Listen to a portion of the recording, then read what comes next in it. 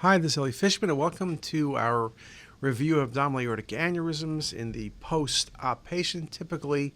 And we were speaking about the different types of endoleaks. We went through the 1s, the 2s, the 3s, the 4s, the 5s.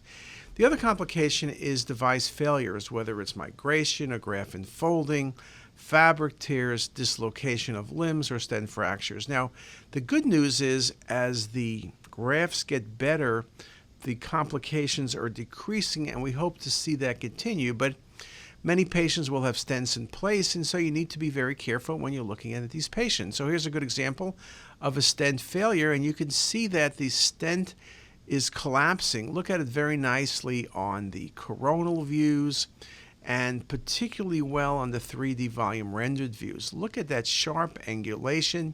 You can see that the lumen is going to be markedly compressed, nearly occluded, and there it is when you do a center line. So again, this is a good example of the stent failing. You also can see complications near stents. This patient presents with back pain. Look at that aneurysm and look at that active bleed in the right periaortic region, which you can see very nicely when you give the IV contrast, right? And then you track downward, you see the bleed, and you track further downward, and you see the endovascular stent. But this aneurysm increased in size above the stent, there's angulation, there must have been increased pressure, and now the aneurysm is leaking, and the aneurysm is about to rupture. So you can see the problems involved are not trivial, and here's just a few more images to show that. You can see that, of course, the challenges with enlarging aneurysms and stents, positioning of the stent, but also the torque and changes, particularly in older type stents.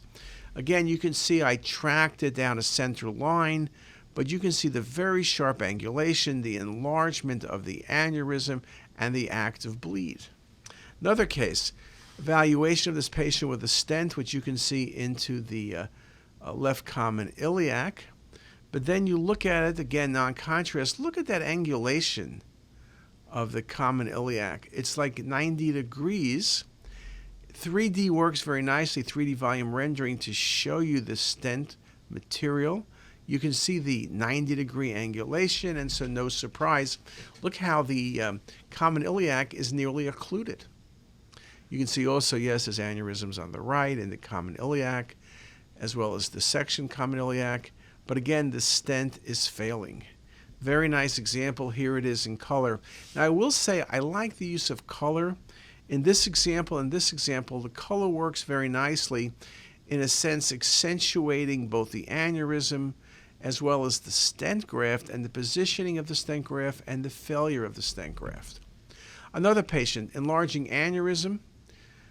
You see the stent and it looks really weird. It's angled. Where's the IVC? Here it is with contrast, this compression of the IVC by this enlarging aneurysm.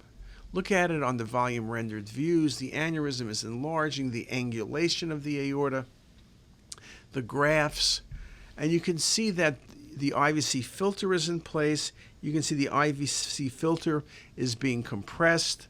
And here's a little bit later, the IVC is dilated, compressed, angled. We've seen aorto IVC filters, fistulae. You can see where you can get occlusion. You could see all sorts of complications. Again, look at it very nicely on that 3D rendering. And again, I think on axial views you can appreciate some things, but really it's on the 3D view that you really can appreciate the full extent of the stents and the grafts and everything in between. Now, what else? Device migration. I showed you an example, but let's look at another example. Look at the graft here. Again, it's migrating down. It's angling. The aorta is further dilating above. This was probably a sequela of poor fit.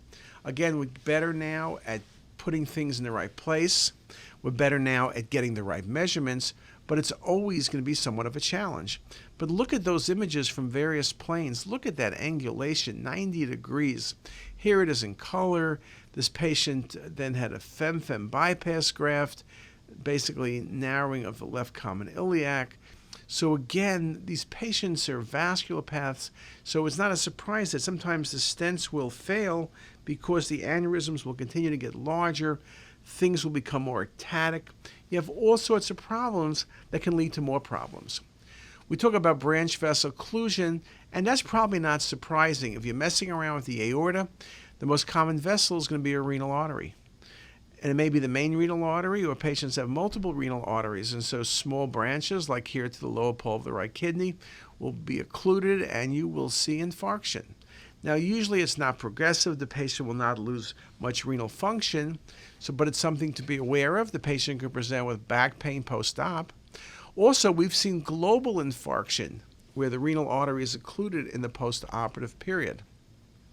Here's just another example of that same patient: endovascular stents, infarcts in both the right and the left kidney. And you can see the infarcts again, and it does make the point that we do see infarcts more commonly when the patient have multiple renal arteries. It's, with the stents, you can sometimes put grafts in the limbs of the renal arteries, but you can't put it in the multiple tiny vessels. And so you can infarct particularly the upper or lower pole, where there are also small vessels. Another case, patient with history of a type 2 endoleak. There's a stent in the right renal artery. You see the stent in the aorta. Now you can see the patient's endoleak, very nicely shown, near the level of the patient's right renal artery. Here it is on 3D, the stents in both left and right renal arteries, the endovascular stent into the iliac vessels, and the multiple infarcts in the lower pole of the left kidney and multiple infarcts in the right kidney. And you can see what happened on the left. There's a small vessel to the lower pole that's not been reimplanted because it was a lower pole vessel. And again, very nicely shown here. Article recently, renal ischemia remains a known complication of endovascular stents.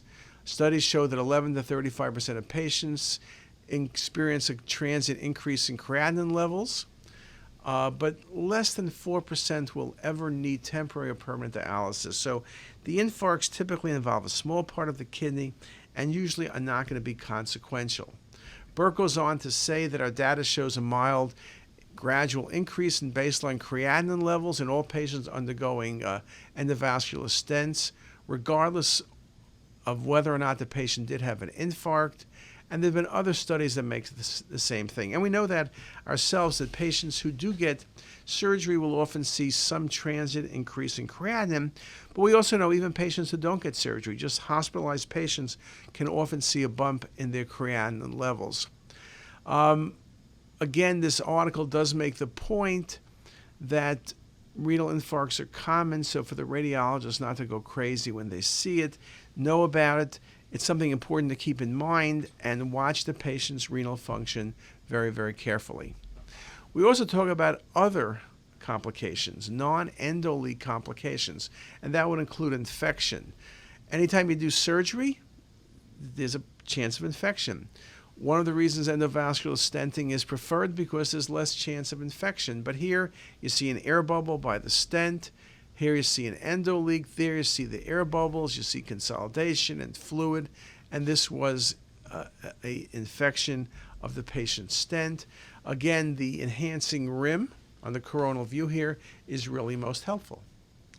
Once you put stents in, we hope they stay patent, but they don't always. So stent thrombosis is a possibility, and with an air bubble there. Stent infection, is it because of the infection they got the thrombosis?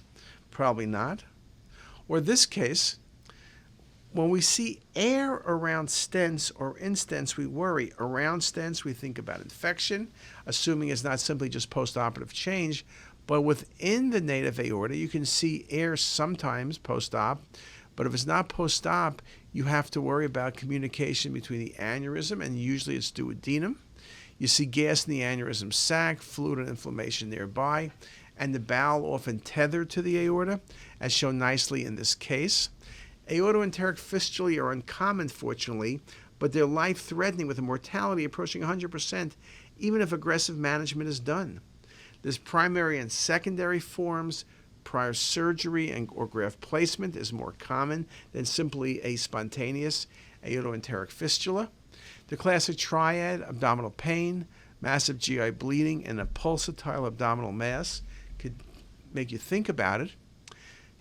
I'll show you a couple good examples. Now, things you look for: air within the aortic lumen or adjacent to aorta, direct contrast extract from the aorta to bowel or vice versa, but that's pretty rare. Effacement of the fat plane between the aorta and adjacent bowel. Focal bowel wall thickening adjacent to aorta, and periaortic soft tissue thickening and fluid.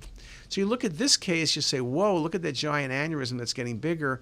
But look at the duodenum. The duodenum is draped. At a minimum, it's draped over the aneurysm. But then you see these air bubbles tracking in. This is a Aorto Enteric Fistula. This is a surgical emergency. This patient will probably not survive. There's infection. What do? Remove the graft?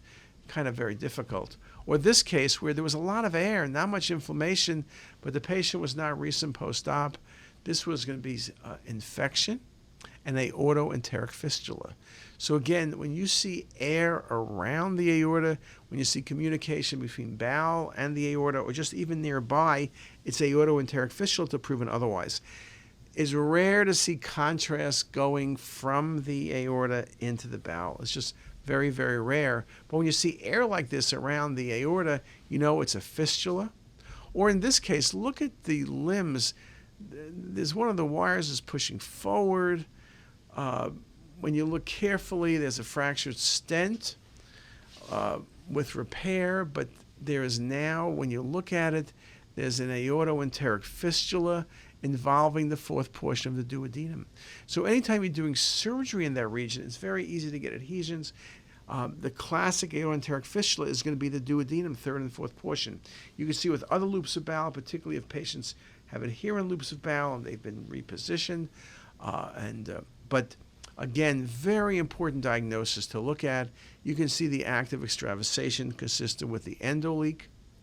Or here's an example of a patient post-EVAR.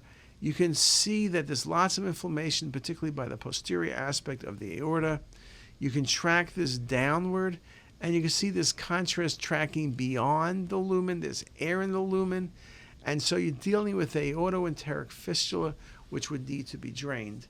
And you could see, again, the mass effect of the endovascular stents being pushed off the aorta, the positioning, and again, this makes the point where the sagittal view is very helpful, the coronal view is very helpful, the 3D view is even more helpful. So again, the ability to use all the tools you have become very valuable.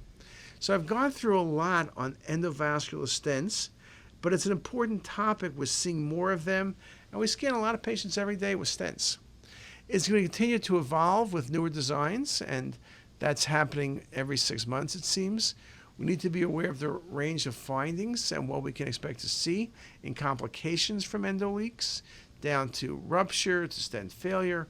Again, knowing what to look for in a very complicated group of patients indeed becomes very, very critical.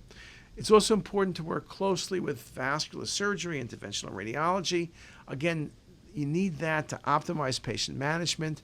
And as I showed you, in every case showed you, protocol design is critical. Bad injections are going to screw you over. Motion is going to screw you over. Not doing multiplanar in 3D is going to screw you over. You need to have a comprehensive examination, and only when you do a comprehensive exam, using the right protocols, are you going to be able to do what's necessary to manage those patients. So with that, I'll thank you for your time, your attention, and have a great day. If you liked what you heard here today, please make sure to hit that subscribe button and visit our website CTisus.com for lectures, quizzes, pearls, and more. Also, be sure to check out our apps that are available for free on the Apple Store. All links are in the description box below.